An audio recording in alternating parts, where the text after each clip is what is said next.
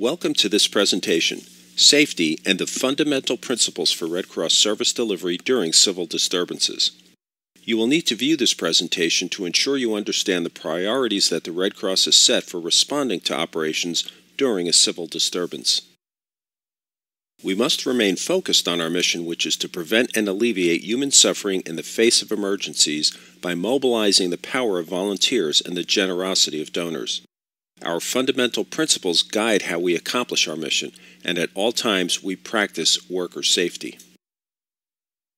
These are our strategic priorities as outlined in the recent fragmentary order on heightened risk of civil disturbances during the inauguration period.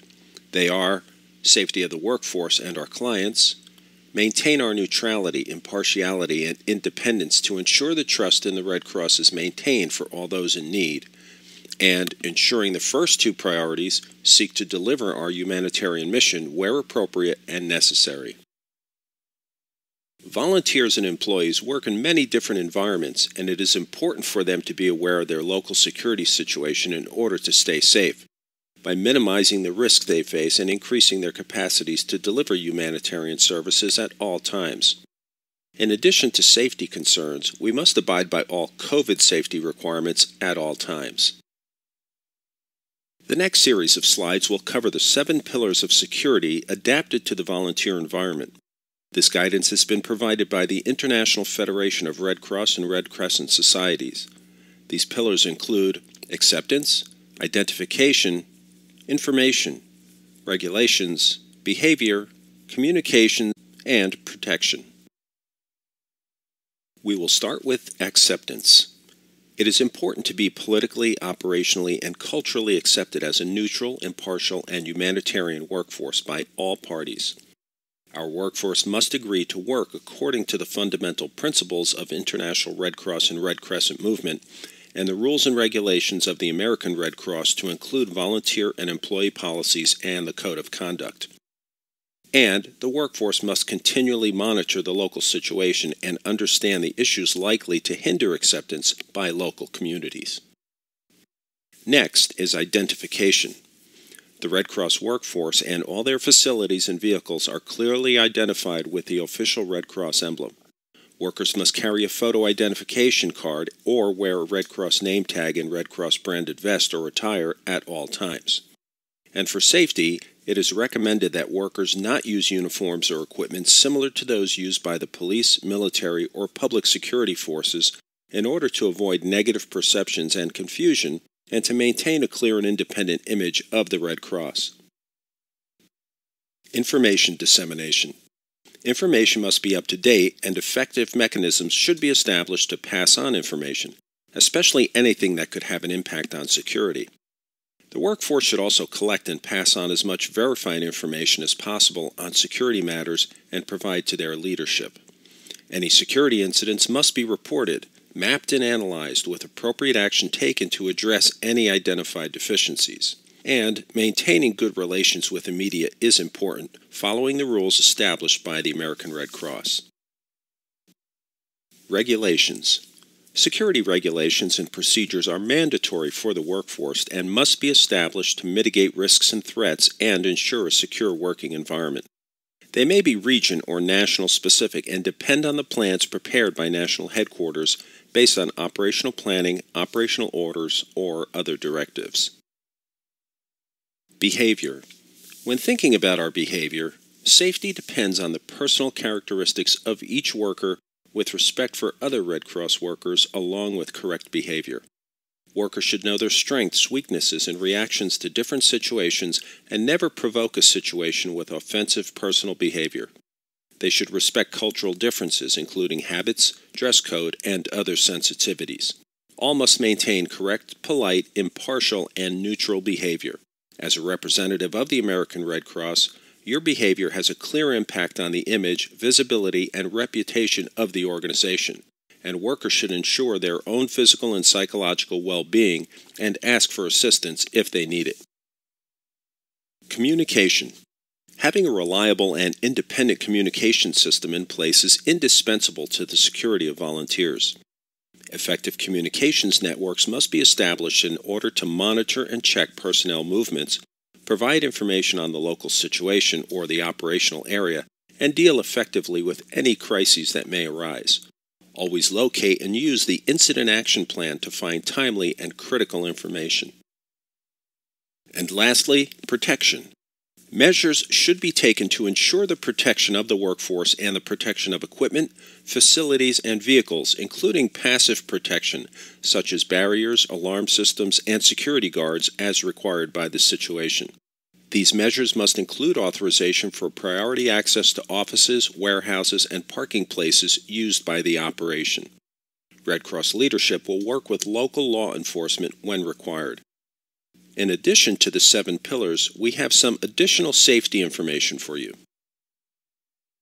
Another way to ensure your safety is to maintain your personal awareness and actions.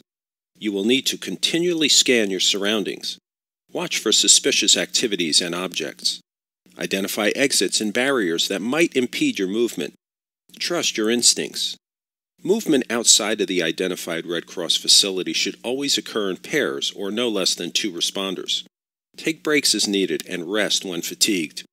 And discuss any safety concerns with your supervisor and other Red Cross workers. Remember, there are no exceptions granted to the current COVID safety requirements that the Red Cross currently has in place. All current COVID safety protocols must be adhered to regardless of personal vaccination status. Reference the DCS COVID-19 Compendium on the Exchange if needed.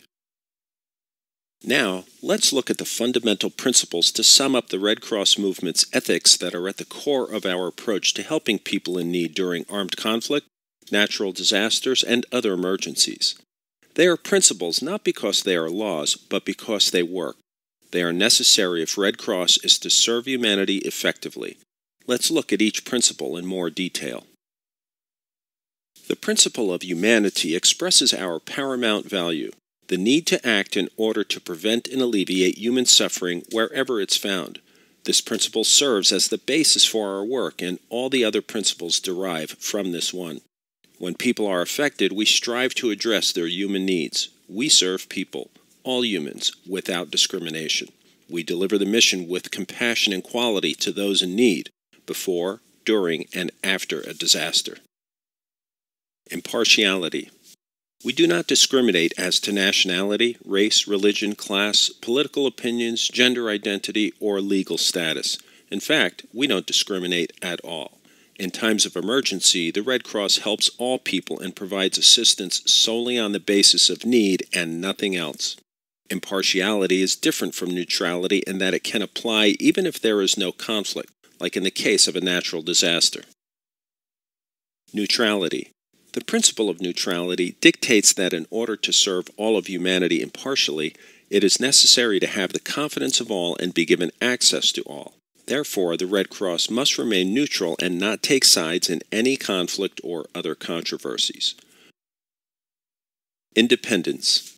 This principle has to do with our operational independence and our autonomy in decision-making, while being auxiliaries to public authorities in the humanitarian field. The principle of independence ensures that the Red Cross remains truly neutral and impartial as an organization. Our position and priorities may differ from emergency officials regarding the needs of clients in maintaining certain shelters. We are directed by the fundamental principles and our mission. We work closely with emergency officials, but do not work for them. When we see unmet human needs within our mission set, we are compelled to address them. Voluntary Service. The principle of voluntary service means that the Red Cross is based on selfless and voluntary service. It is not prompted by a desire for material gain, but by the desire to help human beings in times of need. Likewise, the principle of voluntary service is also related to the principle of independence, and that voluntary service by nature serves to strengthen the independence and autonomy of the Red Cross. Unity. Unity is necessary to gain singular support and to maintain organized and impartial services. And finally, the principle of universality represents the fact that the Red Cross is a global network and is worldwide. All societies function around the globe helping one another. Red Cross societies from around the world have often helped during natural disasters in the United States, just as the American Red Cross has helped them during a time of need. Red Cross can effectively provide humanitarian services only by maintaining these 7 fundamental principles. To provide effective aid and assistance, the Red Cross must follow these principles. Your understanding of the fundamental principles and your support of those principles further the Red Cross mission. And the American Red Cross cannot deliver the mission without our volunteer and paid workforce. It is up to all of us to assure our ability to serve everyone. Let's look at some additional tips for virtual workers. Many of you will work remotely. Remember, virtual workers assigned to a DRO should be fully committed to their assignment and work similar hours as in-person workers, unless otherwise directed by DRO leadership. Workers need to regularly communicate with their supervisor, and supervisors need to regularly communicate with their direct reports. You may play an important part in assisting the on-the-ground workforce in maintaining situational awareness. Please monitor the situation as your access to news and other resources allow. Here is some additional reminders about communication. Ensure to maintain reliable communication between you and your supervisor.